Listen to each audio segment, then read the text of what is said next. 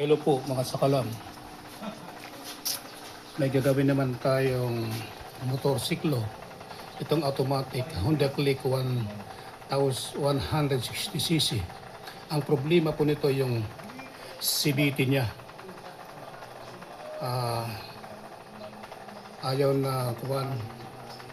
Duro-diretso na tsaka na-slide na. Subukan nating baklasin. At ayusin po natin. Bago pong lahat, huwag pong kalimutan mag-subscribe sa Facebook channel, Facebook page ko at saka YouTube. Tingnan po natin mga sakalam. God bless po sa lahat. Umpisa po natin mga sakalam. Umpisa na po natin yung yung CVT. Ang ayusin natin at linisin. Ang ibig kong sabihin ng CVT, continuously variable transmission. Yan po. Watch po mga sakalam.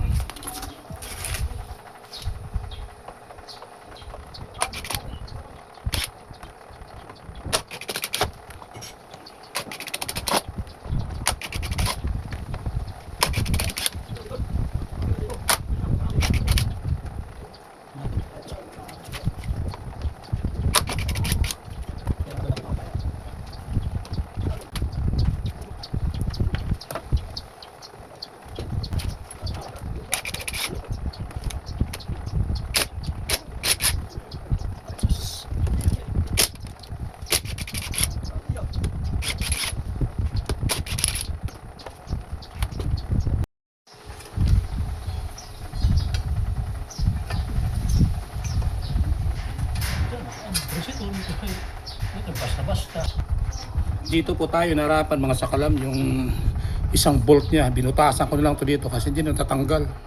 Yung unang nag-repair nito, hindi nila natanggal to kasi pinaayos to. Kasi nalustred to. Nawala yung groove. Ang ginawa ko, binutasan ko na lang.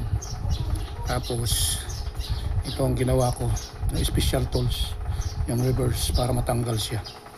Tatlo ang nito ang nalustred na pinaka-head niya ng bolt ganito. Diyan tayo nagtagal kanina. Hindi ko lang na-videoan kasi para hindi masyado tumagal yung video. Tanggalin na po natin yung CVT. Ito po.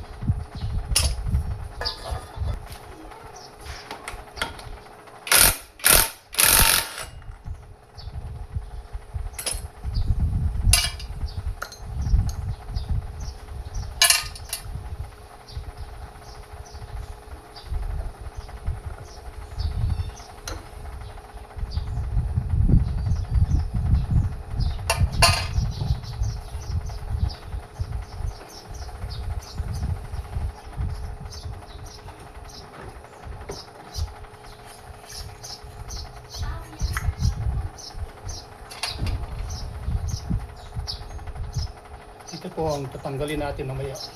Cleaning natin po.